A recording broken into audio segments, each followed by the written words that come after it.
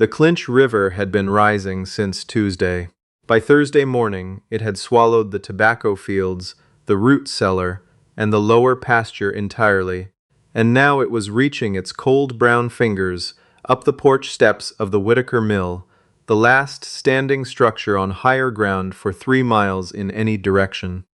Daphne Carr sat on the sloped shingle roof of that old mill with her 9-year-old son pressed tight against her left side and her 5-year-old daughter curled in her lap, coughing into the damp wool of Daphne's shawl. The rain had stopped 2 hours ago, but the water kept rising. It always did. The hills above Claiborne County held their rain like a fist and released it slow, and the Clinch had no mercy and no memory.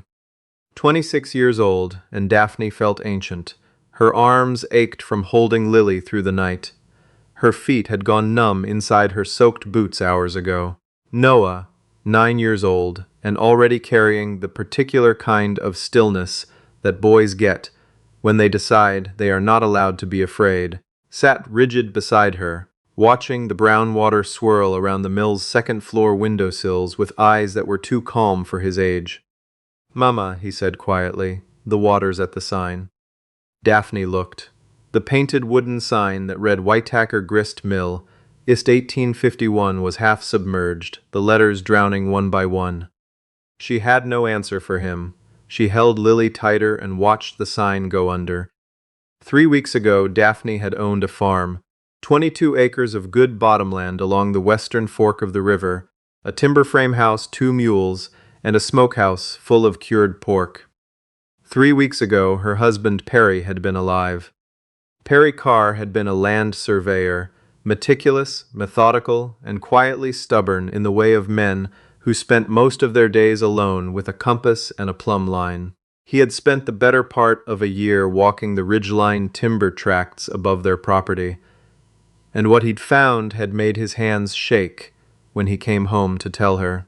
Old-growth chestnut and white oak, stands of it untouched for decades, enough board feet to make a man wealthy, and more importantly, enough to make their family secure for a generation.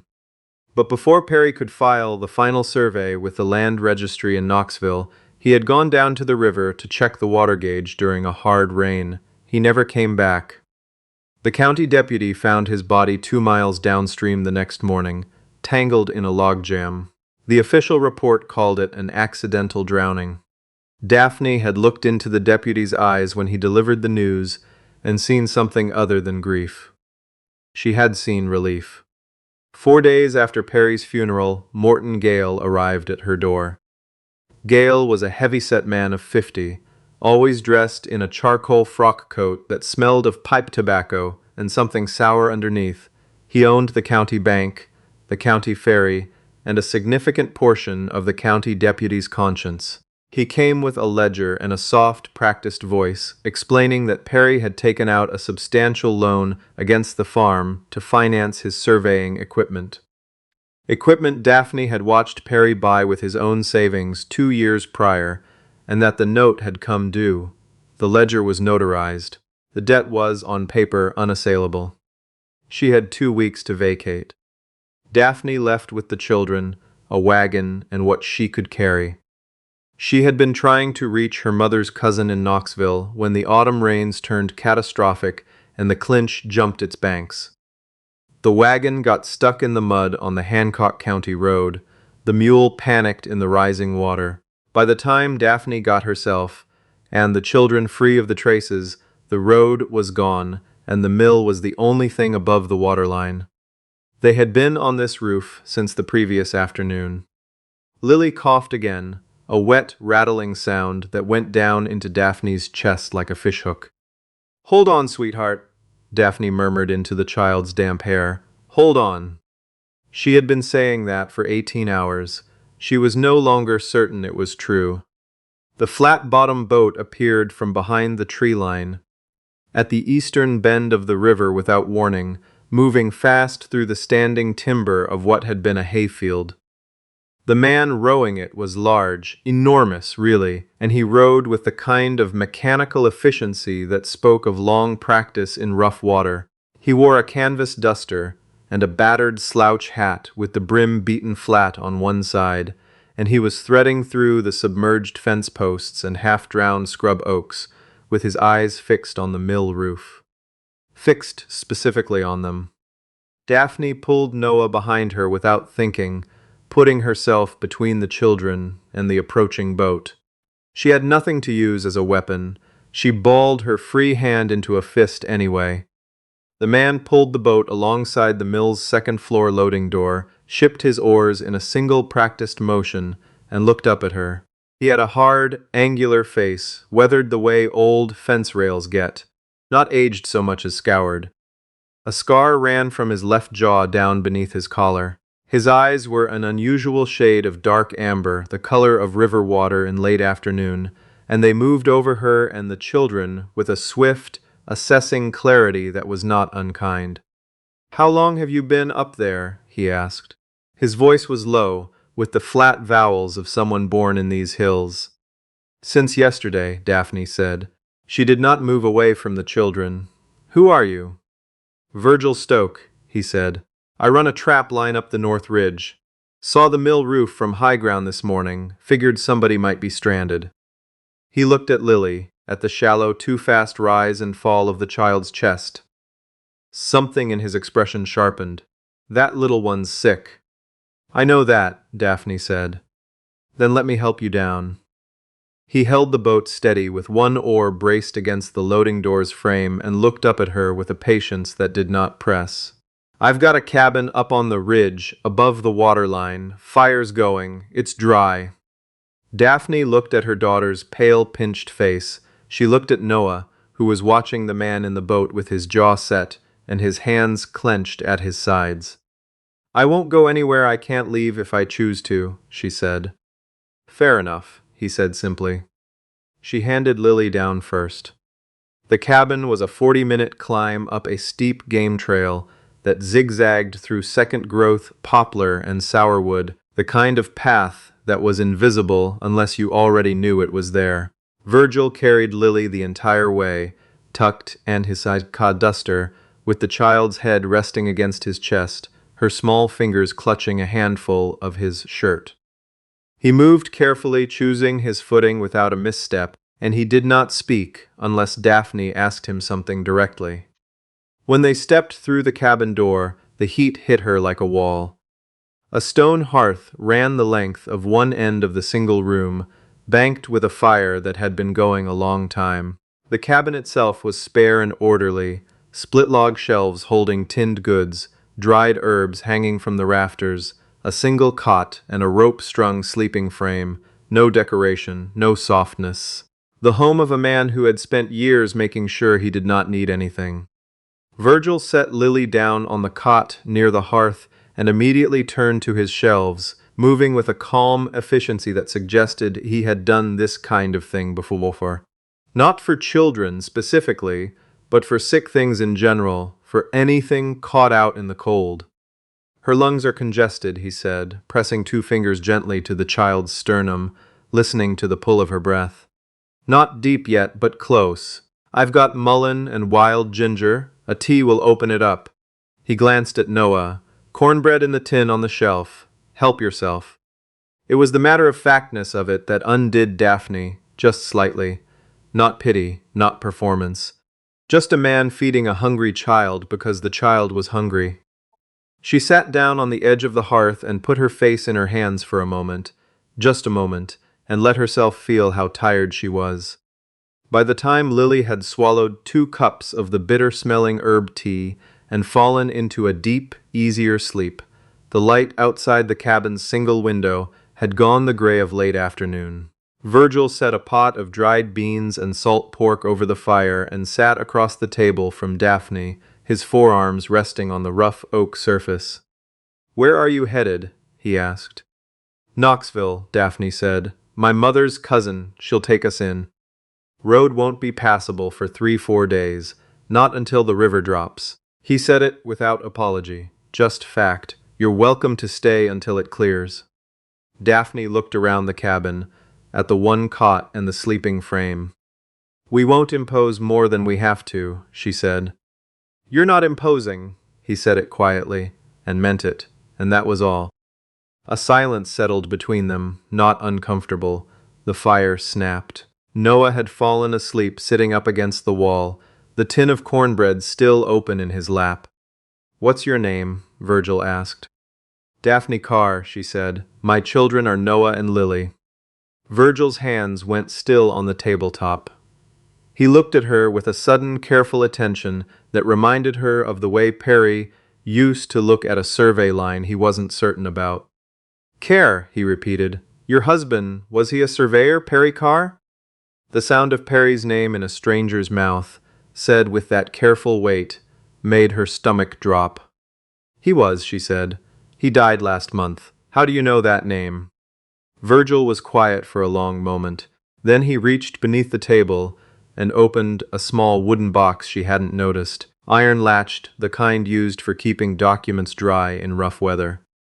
He drew out a folded square of heavy paper and set it on the table between them. Daphne opened it with trembling hands. Her breath left her body. It was a survey deposition, Perry's handwriting, meticulous as always, every bearing and boundary recorded in his careful block letters, and at the bottom, witnessed and dated, was a second signature. V. Stoke. "Perry hired me as a witness last spring," Virgil said, his voice low. "Said he wanted someone who knew the ridge to walk the bounds with him. I signed the deposition and he took the original to file. He said he was keeping a copy somewhere safe, somewhere that couldn't be found." Virgil paused. "2 days after I heard he drowned, I found that copy in my mailbox. No note, just the paper." Daphne stared at her husband's handwriting until the letters blurred. "He knew," she whispered. "He knew something was going to happen to him." "I think so," Virgil said quietly. "And I think he trusted that whoever came after him, eventually they'd find their way to me." "Morton Gale," Daphne said. The name tasted like ash. "He has the county deputy in his pocket. He forged a debt ledger and took our farm 4 days after Perry was in the ground." Virgil's jaw tightened. He looked at the paper, then at her. "This deposition proves the land was filed under Perry's name, free and clear, before any debt was ever claimed," he said. "But to do anything with it, you'd need to get it to a federal land office. Not the county. Federal." "In Knoxville," Daphne said. "In Knoxville," he confirmed. They sat with that for a moment, the weight of what Perry had left them, and the distance still between them and any justice. "Why are you helping me?" Daphne asked. Virgil looked at the fire. A long silence stretched between them. Outside, wind moved through the poplar trees. "Morton Gale's partner bought my father's land 15 years ago," he said. "Same method. Forged papers, bought sheriff, 24 hours to vacate." The muscles in his jaw worked. "My father was a proud man. The shame of losing it killed him faster than old age would have." He stopped. "I know what it looks like when a good family gets fed to the machine. I recognized it the first moment I saw you up on that roof." Daphne reached across the table, her fingertips brushing the scar on the back of his left hand. "I'm sorry," she said. He looked down at her hand, then up at her face, and something shifted in his expression. Not open, exactly, but no longer entirely closed. "Get some sleep," he said. "I'll keep the fire." She was woken before dawn by Noah's voice, tight and low. "Mr. Stoke, someone's coming." Virgil was on his feet before Daphne had fully risen. He crossed to the window in 4 silent strides and pressed himself to the edge of the shutter, looking through the gap. "How many?" Daphne asked, her heart already hammering. 3 horses, Virgil said quietly, coming up the south trail. He turned and his eyes were different now, focused, cold, stripped of everything except calculation. "Get the children behind the chimney stack, stones thickest there." "Who found us this fast?" Daphne asked, already moving toward Lily. "The boat," Virgil said. "I left it tied at the mill. Someone saw it, reported it." He lifted a rifle from the pegs above the door, a lever-action Winchester, and checked the load. "Gale has men watching the county roads. He must have someone watching the flood line, too." A voice rose from the darkness below the cabin. rough, unhurried, the voice of a man who considered himself the largest thing in any room he entered. "Stoke, we know you're up there. We know the car woman is with you." A pause, almost friendly. "Mr. Gale doesn't have any quarrel with you, trapper. Send the widow down with whatever papers she's carrying, and we'll be on our way before sunup." Daphne had both children behind her now, flattened against the warm stone of the chimney. Noah had his arm around Lily, who had woken but made no sound, as if she understood instinctively that silence was survival. Virgil looked at Daphne across the dark room. She could see in his face the same calculation she had been running herself. 3 armed men in the dark, a cabin with 1 door and 1 window, 2 children who could not run. "How many rounds do you have?" she asked. "Enough," he said. "Then stop negotiating with them," she said. Something like grim approval crossed his features. He moved to the gun slit beside the door. The first shot from his rifle split the quiet before the men below had finished deciding whether he would comply. A yell of pain echoed up the ridge, followed by frantic cursing and shying horses. Tuck Ardell, Gale's chief enforcer, a man who had spent 11 years making inconvenient people disappear without consequence, began shouting orders from behind the tree line. For several brutal minutes the cabin held. Virgil moved between the door slit and the window with methodical efficiency, never wasting a shot, keeping the men below pinned and scrambling. His face was set and still. Clara would have recognized it in him. The particular calm of someone who has been in worse positions than this one, and survived them by thinking rather than panicking. Then one of the men below produced a tin of coal oil. Daphne smelled it before she saw it. That sharp petroleum smell she associated with lamp filling and winter light. The burning rag stuffed into the tin's mouth bloomed orange, and the whole thing arsed through the dark and landed on the cabin's shake roof with a heavy, wet thud. Within a minute, the ceiling above the loft was glowing. Daphne turned to Virgil, and what she saw stopped the breath in her throat. The rifle was still in his hands, but he had gone completely rigid, his eyes fixed on the smoke curling through the boards above them, his chest heaving in short, shallow pulls that had nothing to do with the fight outside. He was there in the body and somewhere else entirely in his mind. She had seen that look once before, on a soldier she'd passed on the Knoxville Road 2 years after the war, sitting in the dust with his hands over his ears while a barn burned in a nearby field, seeing something that no one else around him could see. "Virgil," she said it quietly. "Nothing." "Virgil." She crossed the room, stepped directly in front of him, and pressed both palms flat against his chest. He was shaking. The fire on the roof crackled, and the smoke thickened, and she did not move. "Look at me right now. Look at my face." His eyes moved, found hers.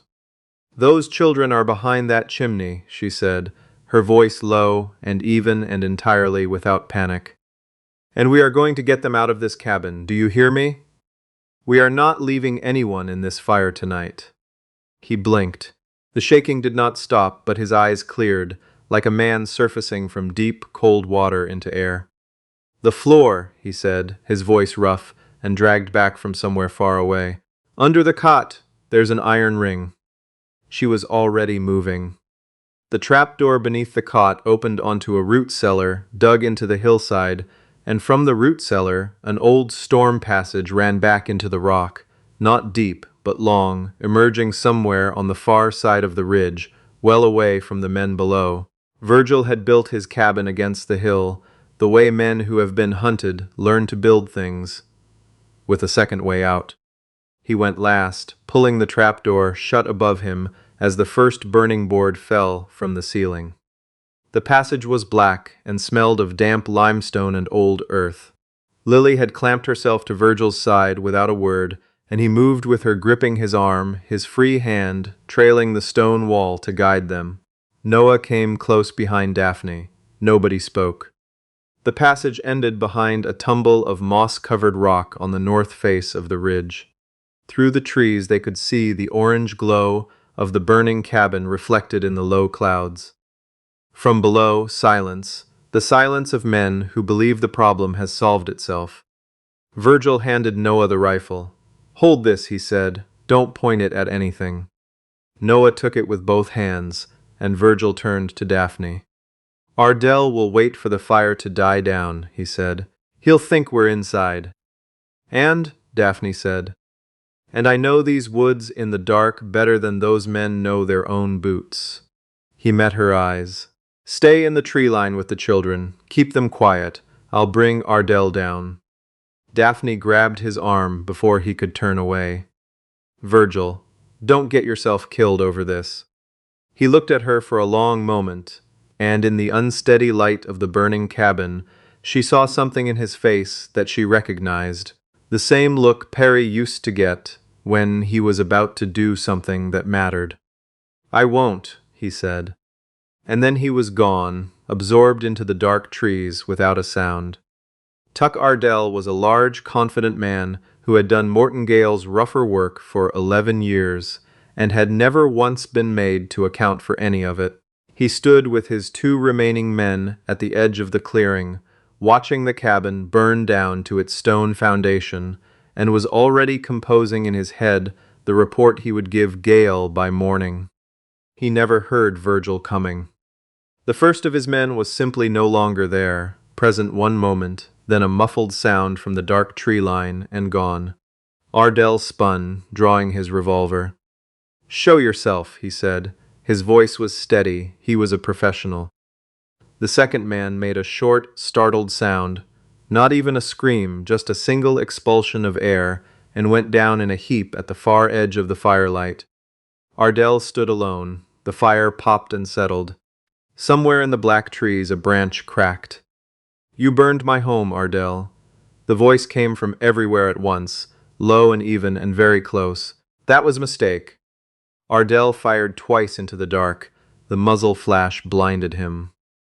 Before his sight returned, a hand closed on his gun wrist like an iron trap, and something hit him in the side with the force of a falling tree. He went to his knees in the ash at the cabin's edge, his ribs screaming, and found himself staring up at Virgil Stoke from a distance of about 2 feet. Virgil held his Winchester loosely in one hand. He looked entirely calm, in the way that very dangerous men look calm when they have already decided what is going to happen next. "You're going to ride to Knoxville," Virgil said. "You're going to walk into the office of the federal land agent. Not the county law, federal, and you're going to tell him exactly what Mortengale paid you to do to Perry Carr and what you did to his family tonight." Ardell opened his mouth.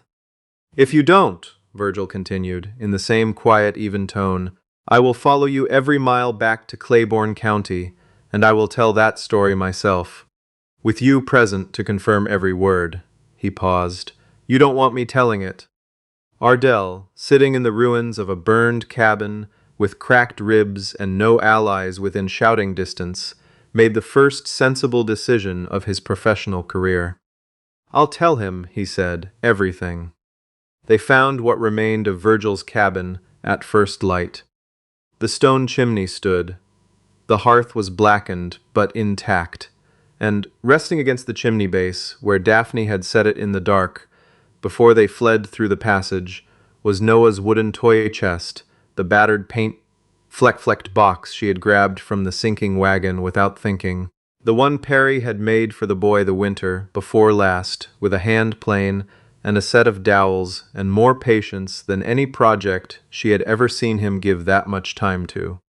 She sat on the cold stone of the hearth foundation and held the box in her lap while the children slept wrapped in blankets.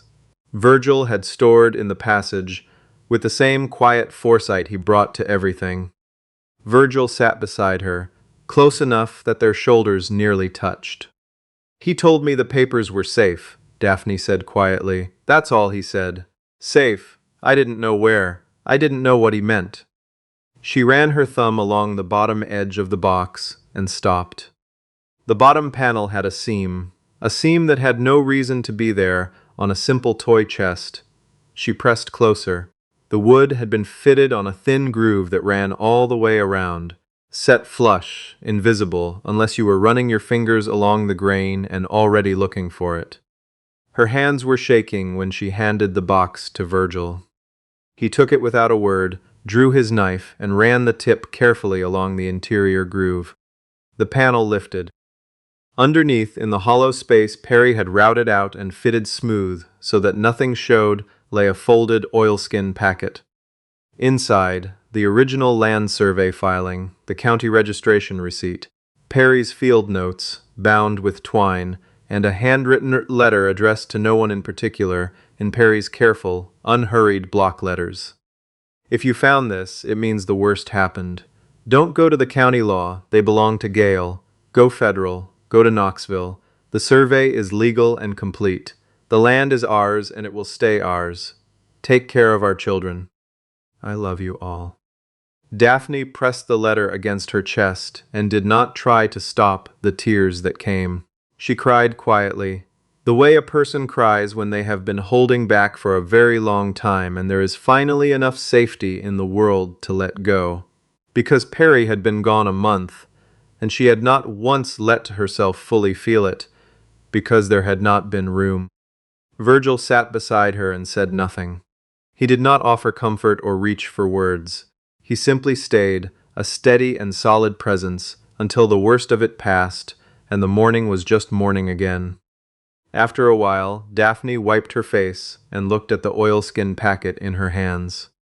Perry was a good man, she said. He was, Virgil agreed quietly. He walked every foot of that ridge with a compass and a notebook, and wouldn't quit until he had it right. I've been a witness on a lot of survey filings in my time. I never saw anybody more careful. He paused. He was making sure his family would be set no matter what came. He was, Daphne said. She looked at the chimney, at the surviving stone of what had been Virgil's home, at the two sleeping children in the early light, and at this scarred, solitary man who had rowed out into a flood to find strangers on a rooftop and had lost his home for the trouble, and had not once, not for a single moment, suggested that any of it was their fault. I'm sorry about the cabin, she said. Cabins can be rebuilt, he said simply. She looked at him for a moment. Why haven't you gone back, she asked, down to the valley, 2 people. You've been up here alone a long time. Virgil turned the oilskin packet over in his large hands. After the war, he said, I came back to a county that didn't look much like the one I'd left. My father's land gone, my father not long after. I got tired of watching good things get ground down by men with more money than conscience. He stopped. So I came up here, let the ridge swallow me. But hiding up here wasn't stopping the grinding, Daphne said quietly. You just weren't watching it anymore. He looked at her, and she could see in his face that she had said the exact thing he had never let himself say out loud. No, he said, I wasn't. Daphne reached out and rested her hand over his. Come with us to Knoxville, she said. Testify. What you witnessed, what you know, it will hold against anything Gale can fabricate. Virgil looked at her hand on his, then at her face. And after? He asked. After, Daphne said quietly, I expect I'm going to need someone who knows how to rebuild things. The Federal Land Office in Knoxville occupied a narrow brick-fronted building on Market Street, and it smelled of paper and dust and the particular, unhurried authority of the government. The clerk behind the counter looked up over his spectacles at the woman who came through the door with 2 children. A scarred trapper, a written confession from a man named Ardell who had preceded them by 12 hours, and an oilskin packet of original survey documents that predated every debt claim Morton Gale had ever filed against the Carr estate. It took 4 hours. Federal wheels turned slowly, but they turned, and Morton Gale's reach did not extend to the offices of the United States Land Commission.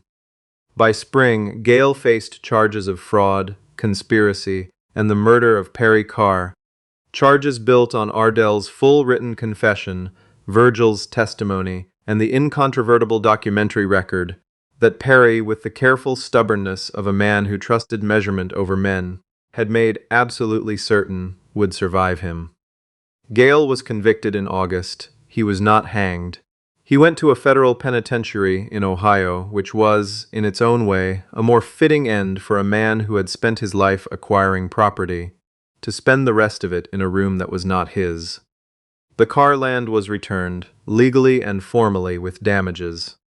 Daphne did not go back to the Bottomland farm. She sold the timber rights to a reputable mill company at fair market value, and used the proceeds to buy 20 acres on a limestone ridge above the Clinch's East Fork, higher ground, with a long view south and a spring that ran clear even through the driest August. Ground you could count on. By October, there was a house on that ridge, not a one-room trapper's fortress, but a proper home. 2 rooms down and a sleeping loft, a porch that faced the morning light, a kitchen garden already turned and resting for winter, and a barn for the mules Daphne bought in September. On a quiet Saturday evening, with the last of the autumn light going gold over the valley, Lily sat on the porch steps braiding sweetgrass, while Noah stood in the yard, showing Virgil the carved wooden hawk he had been working on.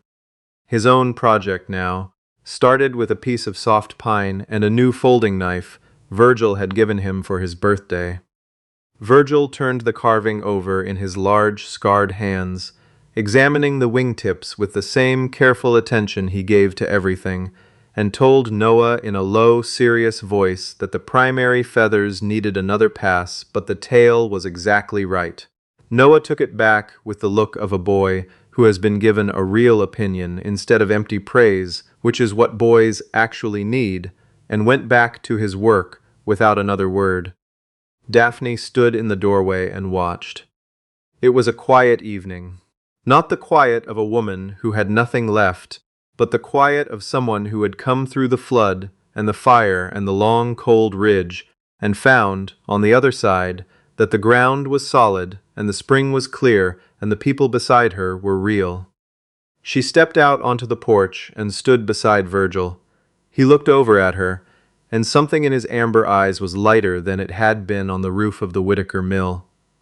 Lighter, even, than it had been on the morning they left Knoxville with the land documents in hand, and the hard part finally, irrevocably done. "Peaceful tonight," he said. "It is," she agreed. She looked out at the ridge, at the line of chestnut and oak that Perry had charted and measured with a compass and a steady hand, and that would stand another 100 years if the land was left to be what it was. Perry had given them the ground to stand on. The standing was their own. Virgil's hand found hers on the porch rail, and he held it without a word, and the evening settled around them like something that intended to stay.